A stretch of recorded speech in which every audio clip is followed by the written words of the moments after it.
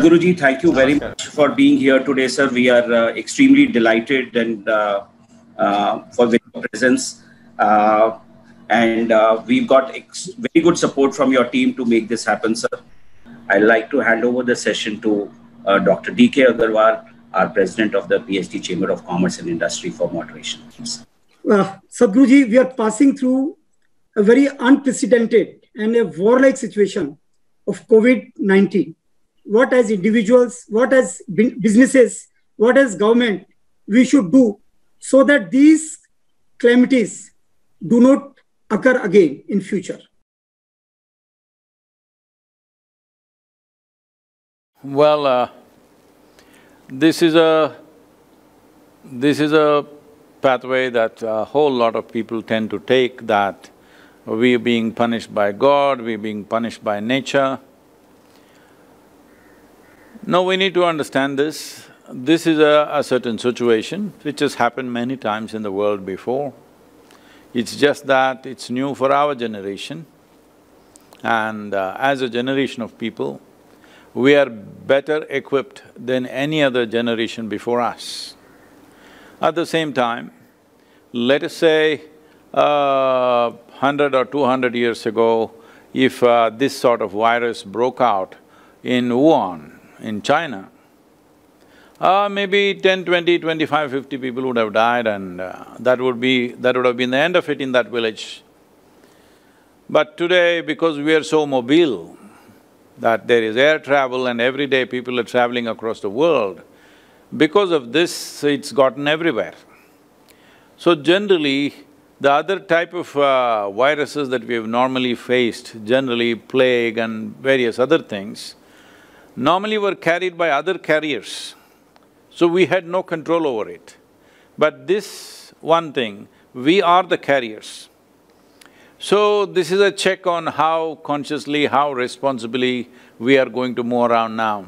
This is a real question on our lives.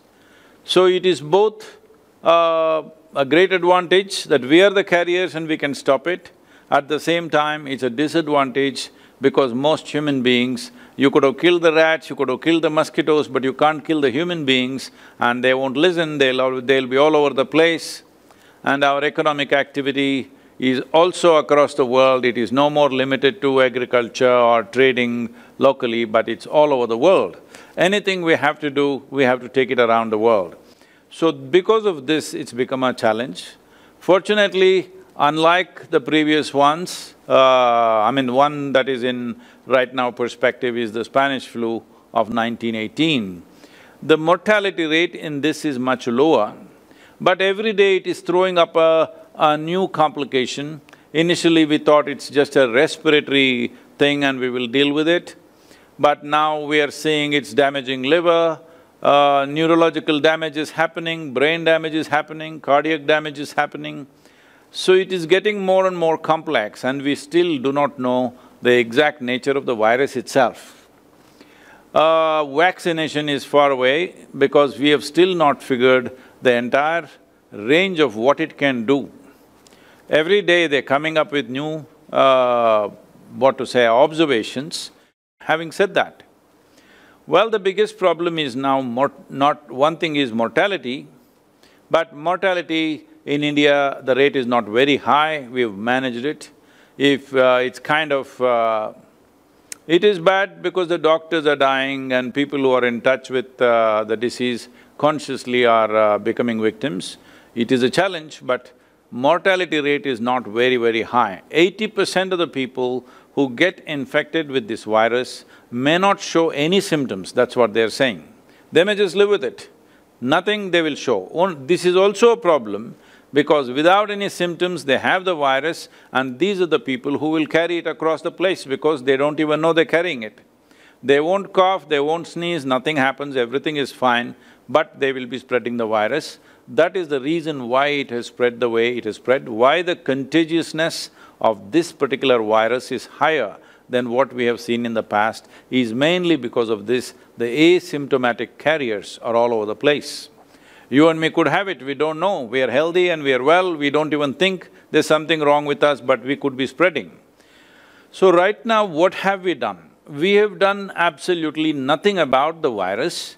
We have just controlled human behavior a little bit with lockdown and restrained it a little bit. But once the lockdown goes, how it will flare up, to what extent, how much damage it will cause to health and medical infrastructure we have, whether it can take that kind of load and how many fatalities will happen out of this is anybody's guess. Because in a country like United States, already they've crossed 45,000 deaths. In the density of population that we have in India is a different matter, but at the same time, Indians may have much stronger immune system because they're exposed to many things normally, and like for example, tuberculosis, which is a very serious thing elsewhere, but almost 95% of the Indians won't pass the Mantoux test. Almost all of us will show that we have some kind of tuberculosis bacilli within us, but we are not sick in any sense. So in this context, I feel that particularly the rural population in India is resilient. I don't think much fatalities will happen, but the disruption of economic activity, that is going to be the biggest challenge for us because markets are being destroyed, many aspects of life where people need to come together will not happen. Well, agriculture may get on, get going, but even for that, for example, right now, the vegetable growers and the fruit growers, this is mango season. I think nearly over 60% of the mangoes will rot this year because nobody is going to go and buy mangoes outside. Like this, the market shelves are destroyed because nobody is going to the market. And textile is a huge thing in India. The substantial number of people are engaged in textile industry. I don't think it will take off in any near future. When I say near future, at least for 1 year, I don't think, because people won't go and buy clothes when there is an economic restraint. So many industries will take a big hit, every one of us. Well, the government will take a big hit, the large businesses will take a hit, small businesses will take a hit, individual people will take a hit, institutions will take a hit. All of us are going to take a hit. So one of the biggest challenges right now is, in the last 20 years of economic activity and certain amount of liberalization and progress that happened, we raised about 250 people out of poverty. But in the next year, we may be pushing them straight back below the poverty line, it's very much possible. But our ability to bounce back, I'm talking in economic terms, in terms of the infection, in terms of what the virus will do to us, nobody has a clear picture. There is no clear picture anywhere, every day new observations are coming. But in terms of economy, if we have the virus reasonably under control at least by September, if in India, at least by September, if we have that, then probably if we do all the smart things to attract a huge amount of outside investments, because right now, Japan has put out over $5 billion to get their industry out of China. And America will definitely do similar things. At least 300 companies will be looking for a new home, if not fully, at least partially. That new home must become India. All of you in business, in collaboration with the government, you must grab this, because these 28 states that we have, if we ensure a minimum of 10 big industries going to each one of these states, it will keep us buzzing and we can, in many ways, handle this. But please, because you are the people who are in business, you should know better than me, but in my opinion, I feel without a huge amount of investment coming from outside, we will be in a very dire situation. Those who are well-to-do may survive, businesses may go, people survive, but down below, the workers, the daily wages, there will be a very serious situation. We could be pushing millions of people back into poverty unless we get a phenomenal amount of investment from outside. I don't think we can just kickstart everything inside the country because we need markets. The markets may not be coming back to normal in 18 months, 12 to 18 months' time or even 24 months' time. So these are hard times, but as you said, it's a kind of a war. But at least nobody is bombing our homes, nobody is shooting at us. It's the virus. If we behave responsibly, we can survive through this and live through this. So one of the most fundamental things for the next month is all of us stay alive. That's the most important thing. If we think what we are doing is important, then the important thing is to stay alive and ensure people around us stay alive. This is the fundamental responsibility right now. And if we stay alive and strong, bouncing back will happen one way or the other. Thank you, Sadhguru. In fact, your knowledge on economy, I'm surprised, is even much deeper.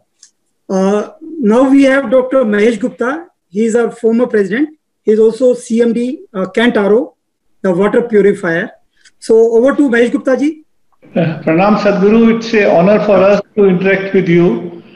The situation is very uncertain at this moment of time, as you have described it, and we also all understand. And we people in business have a great responsibility to understand the situation and move forward. Your description saying that it will last till September, if we can take it up to September, then we can bounce back. That's one theory on this one side, which I totally subscribe to this. On the other side, we have a theory of China. In a 3 months' time, they've been able to come back to normal, by and large, a normalcy. So maybe if we can do our lockup for a 3 months' time, maybe we will achieve instead of September to this present time. But anyway, in such uncertain situation in businesses, when we can see two extremes, a positive and negative, the mind goes towards the negative all the time. A lot of fear comes in the mind of business people. And we being leaders, they affect all the people working under us. So I like to have a pulse of wisdom that how to take care of this uncertain situation and fear in the mind of businesses. Thank you. Well, the situation is bad enough so we don't have to suffer fear also. The economic situation is going to be bad enough, the challenges are serious enough. So let us not also suffer our own fear, because this is something that you manufacture in your mind. What is the reality? It's tough reality, no question. So let's not make it worse by multiplying this in our mind. What fear means is, essentially, we are letting our imagination run away into a future. Instead of creating the future, we are describing the future in negative terms, and which causes enormous amount of fear. About what China has done, well, what China has done or what China has not done, I don't think it's in our knowledge. And above all, it is a certain kind of authority that when they want to do something, they can do something at any cost. I don't think you can do that in India.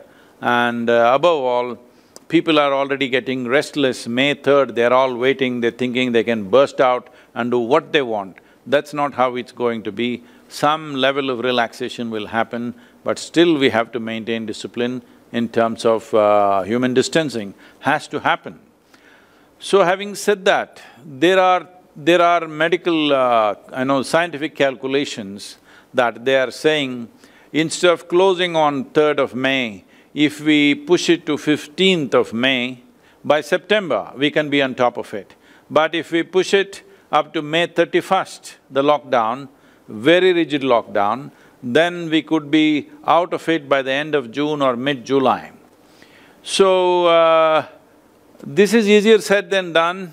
I don't think the government of India can actually enforce this on the people. People have gotten restless, people are running out of cash, people are running out of means to live. So, it is not possible to simply push the lockdown further. We can say certain things where people congregate in big numbers, these things you can avoid, but the nature of the virus is such, a handful of people is enough. If they're going around every day, they're infecting. They say on an average, a person who moves around in the city can infect up to 400 people per day, one person. So those permutations, if you look at it, it's just crazy. So there is a challenge and we still not figured out how to handle it. So the businesses must focus on what are the alternatives for whatever we are doing right now. because many businesses that we are into right now may become irrelevant for a period of time, if not permanently. When something becomes irrelevant for 2 to 3 years, and will it again come back is a question that we cannot answer just like that. We don't know how it'll take. For example, even schools. Maybe no parent will want to send their children to schools when the month of June comes, when schools are supposed to start.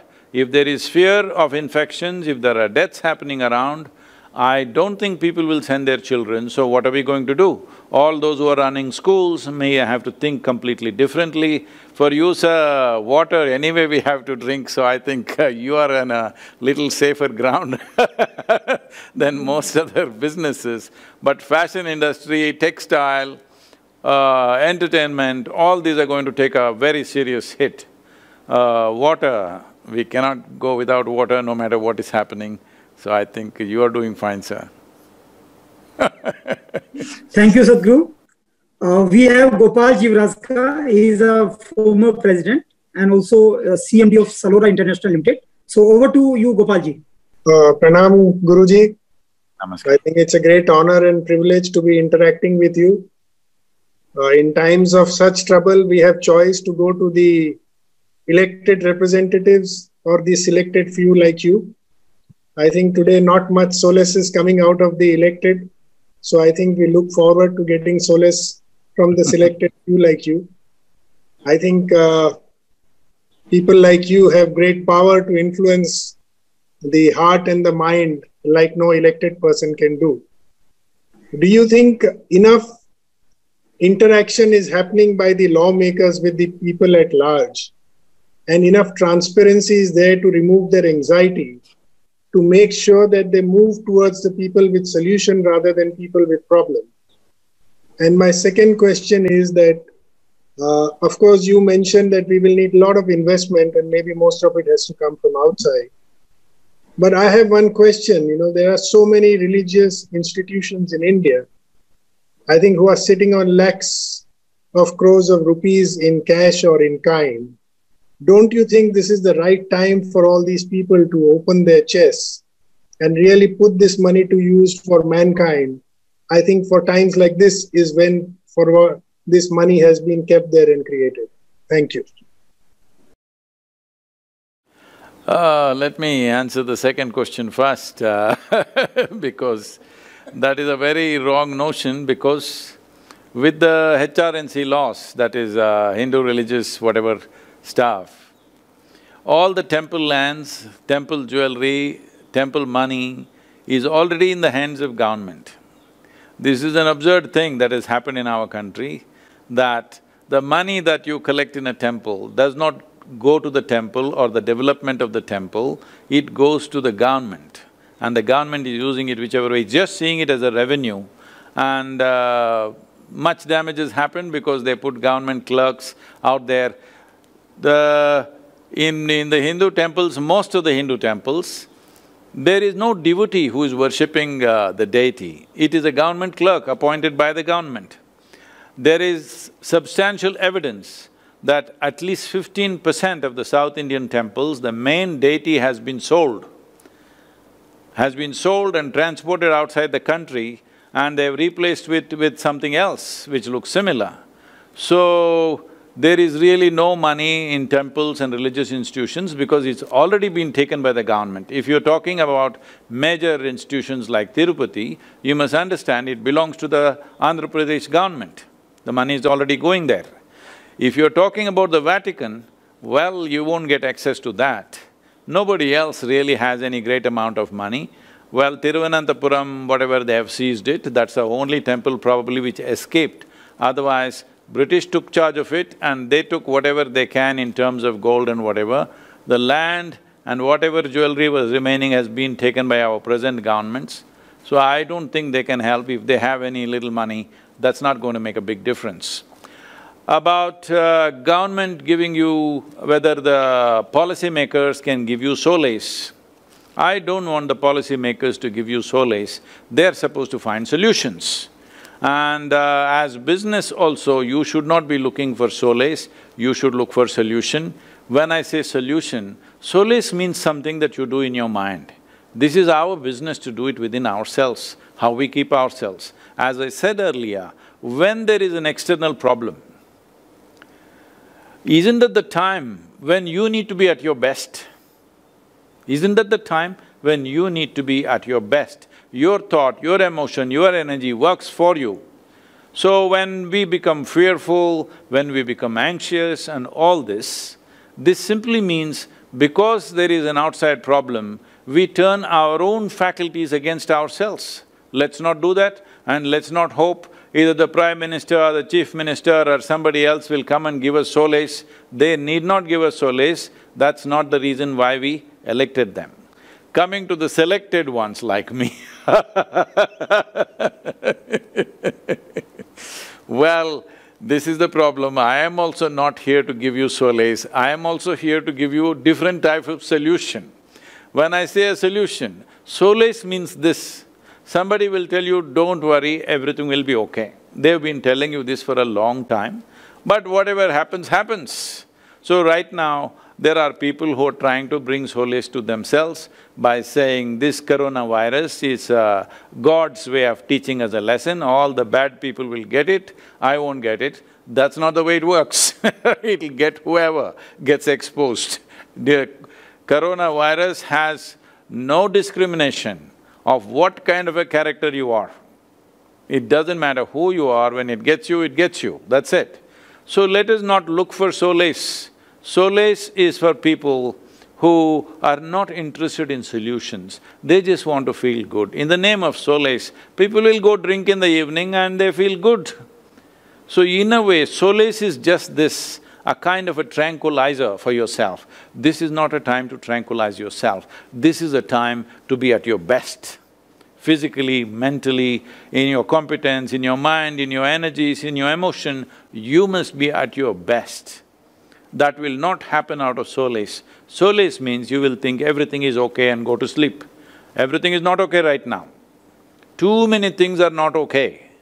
For we as a nation and the world, too many things are not okay. This is a time every one of us strived to find solutions in whatever areas of work we are in. In those areas we must find solutions. The government, the administration is trying to do its best, but with limited resources, there are many challenges. Well, the world is acknowledging that we as a nation, we have handled it very well, this whole thing. Compared to many other Western nations, we have handled it very well, but still, with such a complex mix of population and such a dense population, how will we handle it in the next 3 months is a huge challenge. But I feel once the lockdown ends, May 3rd is over. After that, this partial lockdown which the government may try to do is going to be extremely difficult for any government to implement this partial lockdown. This can only be done by the citizens. Only by responsible behavior of the citizens, this can be achieved. No government can effectively do partial this thing. They can impose curfew and do total lockdown, but they cannot do partial lockdown successfully. This partial lockdown can only happen out of absolute citizen participation, and that is what they're trying to do.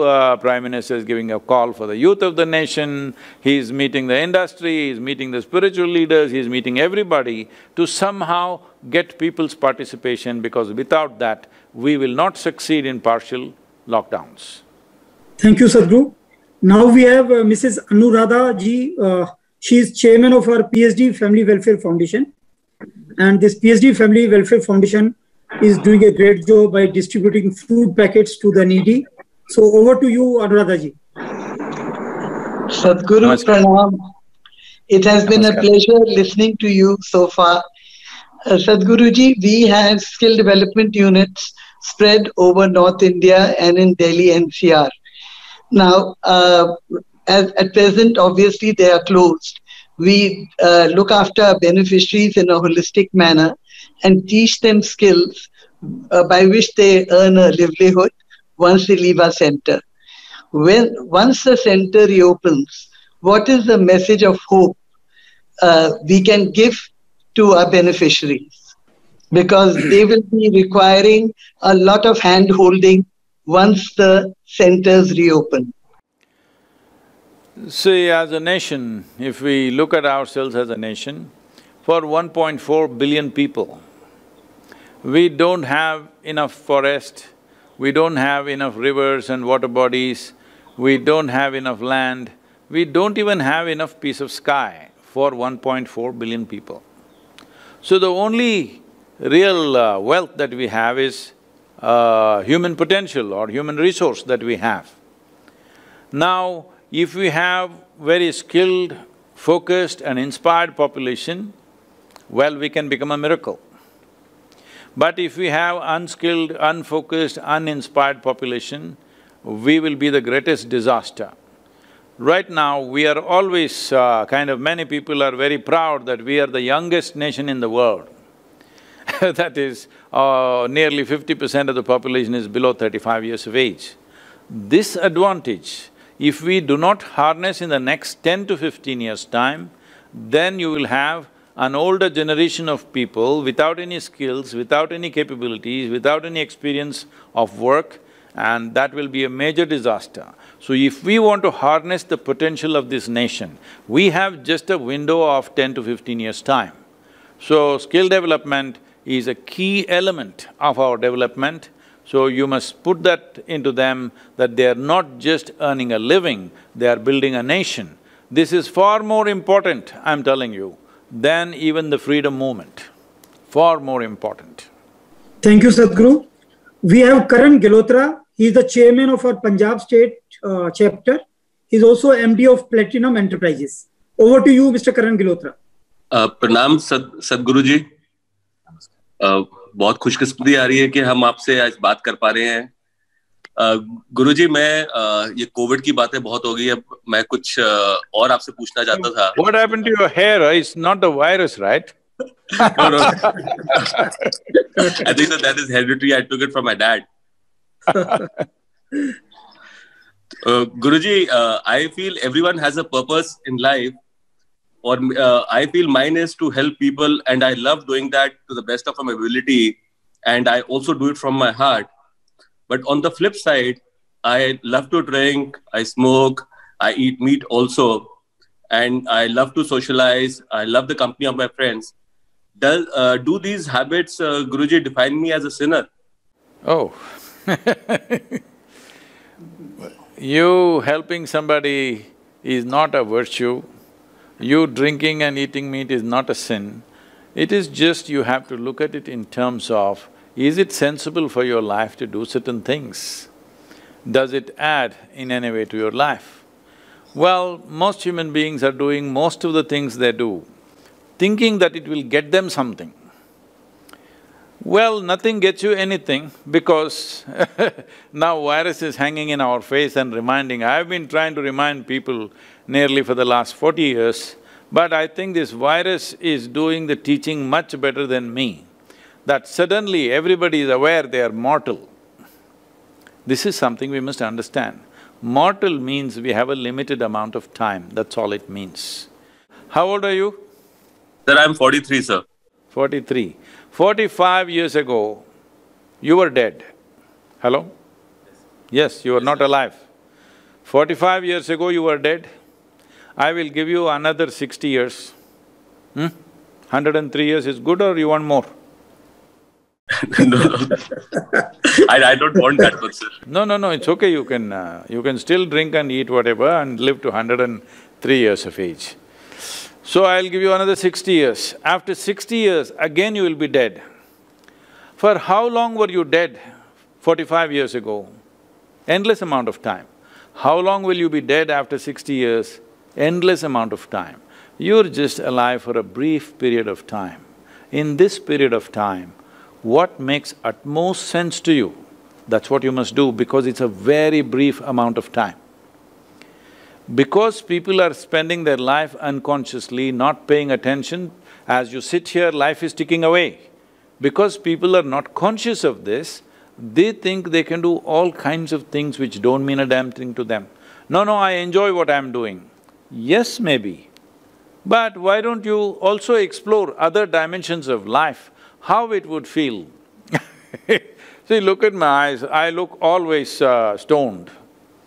Never touched any of the substances that you're talking about. But isn't this human body, this human mechanism, the most sophisticated chemical factory on the planet? Do you agree with me, Karan? Absolutely, sir. So when this is such a fantastic chemical factory, most refined and sophisticated chemical manufacturing unit, well, they're saying some trillions of functions are happening per minute. Now the question, the only choice that you have is, either you are a wonderful, effective CEO or you're a lousy CEO.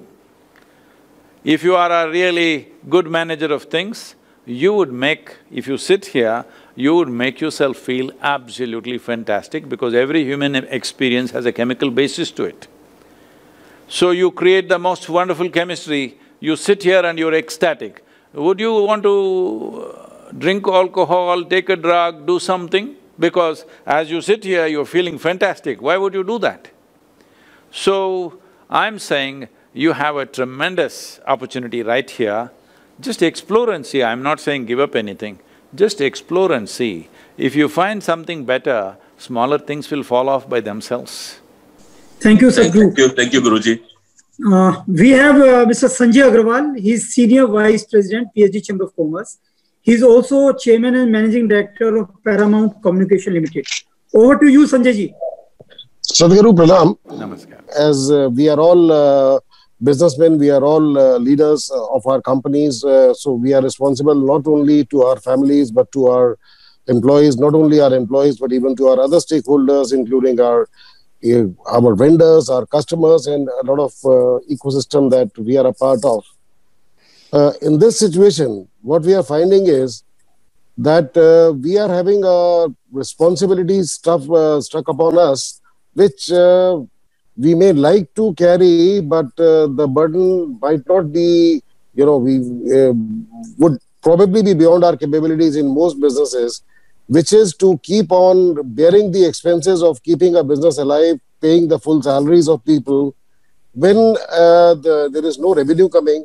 So it might even become physically unfeasible for us to go ahead. How do we get our word into the government, to the powers that be, that if they are collecting taxes from us, if they are the people, they are the institution which has the maximum command over the country, then they have to do much more than they expect what an individual businessman can do. What would be your view on that, Sadhguru? Well, in the next few months or hopefully it will be only few months or in the next couple of years, one of the most painful decisions and actions that all of us may have to take is that people we are concerned about, people that we would like to take care of, we may not be able to take care of them. And we have to decide that we will not take care of them. This is going to be the most painful decisions that we will have to make. Already they are making such decisions in the hospitals, not happened yet in India, our hospitals are still not overloaded. But in Italy and in United States, they're inundated and they're making these decisions. Like if you and your mother are in the hospital, in the same ward, there's only one ventilator, who should get it? They're taking lottery in some countries, others are deciding on the age basis, younger person gets the ventilator, older person doesn't get it. How hard a decision is that? So unfortunately, we are at times where we will be forced to take very painful decisions, things that we want to take care of, things that we genuinely care about and concerned about. Not being able to take care of it will always be the most painful thing that a human being can do. So, this is in front of us, we cannot close our eyes, we cannot play ostrich with this. It is in front of us, we have to deal with this. About government doing more, well, on the ground till now, I think they have done excellent. I have to tell you this may be difficult for people to digest. From what I am seeing here in Tamil Nadu and various other states, our volunteers are on the ground, doing variety of service in terms of food and whatever else. I find the ministers, the bureaucrats, the police officials, the level of… and of course the medical personnel, the level of commitment and dedication with which they are functioning, if they function like this for the next 5 years, we will be a different nation altogether. It is truly fantastic how focused and how committed they are day and night.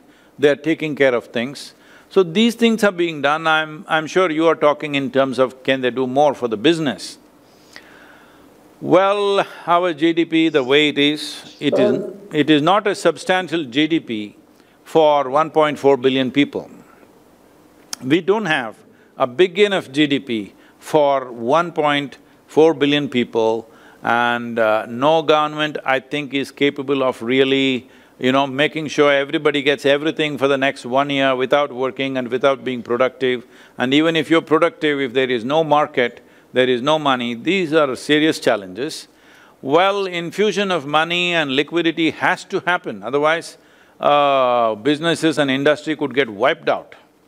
I'm sure they're conscious of it, it is being worked out, and also industry and specific businesses, whatever the areas of businesses, must make strong representation because because when the resource is limited, whoever cries loudest will get better kind of attention.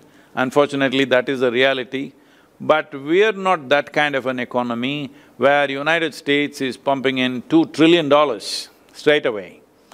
We are not in that kind of a state to pump in that kind of money. That's why I said bringing in foreign investment in a big way.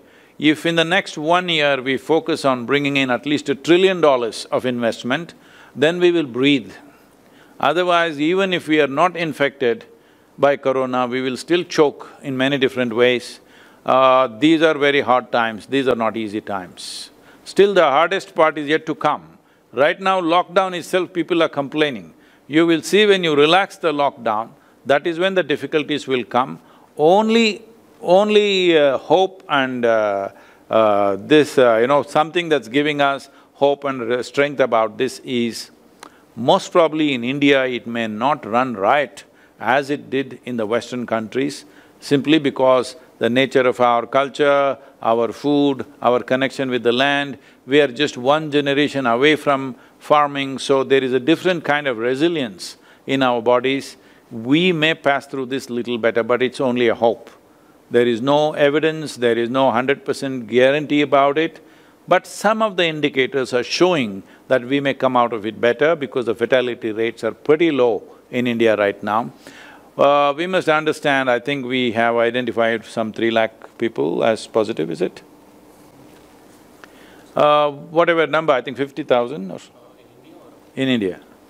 So, this is simply because we just not able to test too many people. There is no way we're going to test 1 billion people, it's not even a practical possibility. So there are a whole lot of people who have infections, but they're not even sick, they're not going to the hospital, they don't even know they're carrying it.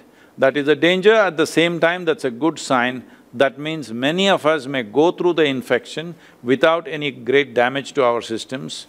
That is our biggest hope. Indian genetics and body and food makes us little more resilient that we can pass through, otherwise we're definitely hitting a pit that we must right now plan and strategize how to get out of in the next 12 months. Thank you, Sadhguru. Now we have Saket Dalmia, the young and dynamic leader. He's also mentor of Young Business Leader Forum of PhD Chamber, also chairman of our PhD Retail Committee. He is MD PG Industries Limited. Over to you, Mr. Saket. Thank you, Agarwal. Please be very brief. Yeah. I'll try to be. Pranam Sadhguru ji. My question today is a bit personal. When the lockdown started, there was an initial feeling of despair. All the things around me were feeling that all businesses are coming down, and suddenly the whole ecosystem started falling.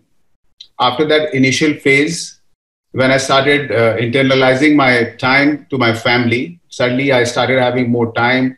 I could enjoy the love and affection of my parents, my family, and I was in a state of happiness. that emotional feeling of happiness was no more connected to my business efforts and everyday rewards. So don't tell me you don't want to come out of the lockdown. The question is, Sadhguruji, that how to keep this feeling of happiness which I have attained right now going ahead in my life.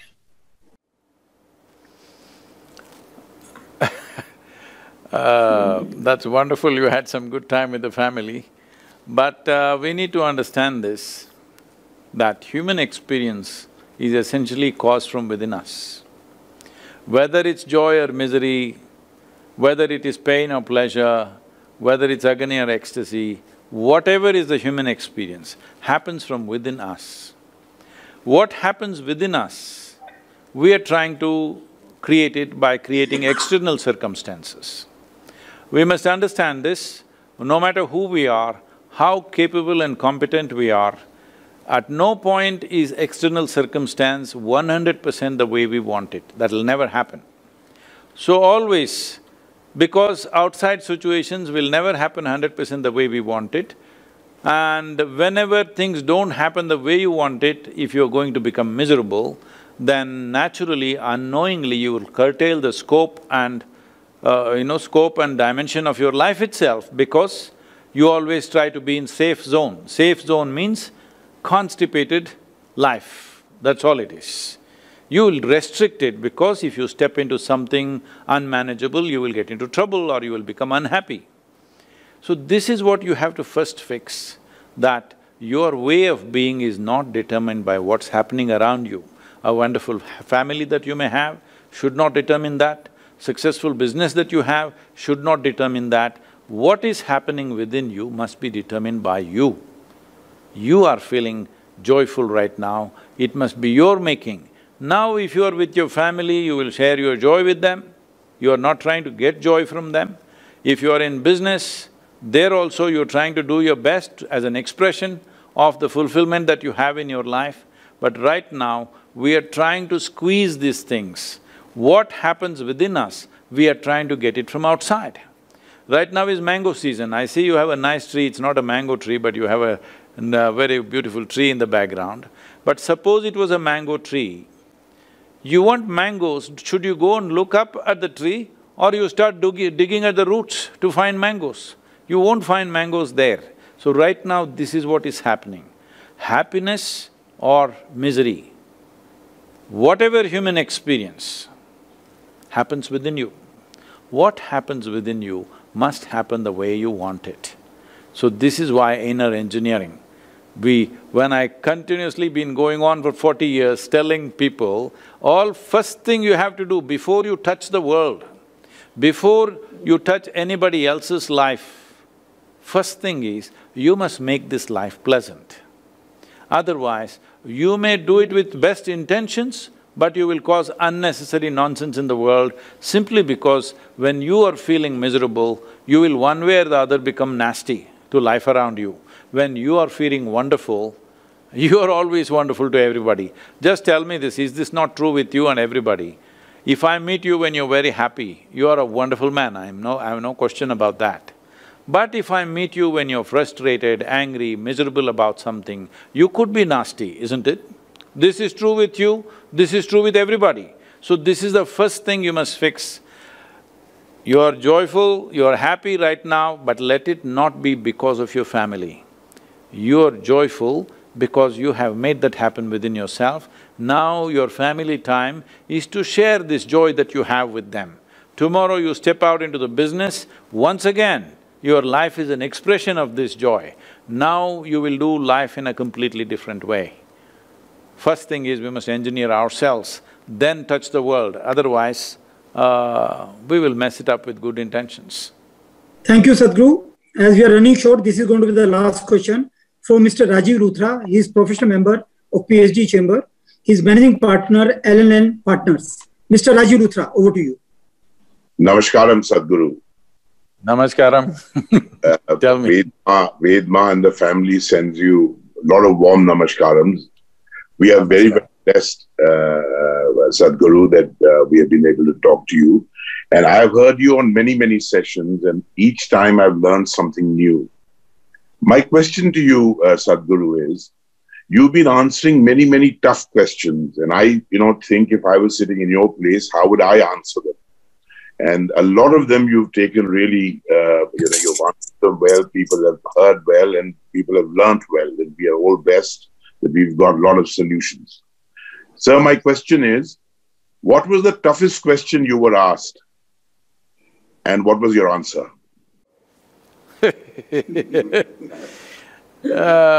I'm waiting for that question, it's not come yet.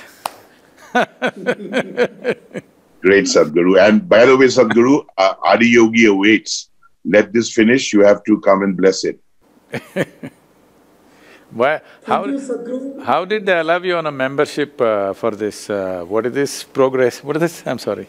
PhD Chamber of Commerce. How did they allow you on this, Rajiv? Sadhguru, even their committees make mistakes. Wonderful seeing you after a long time.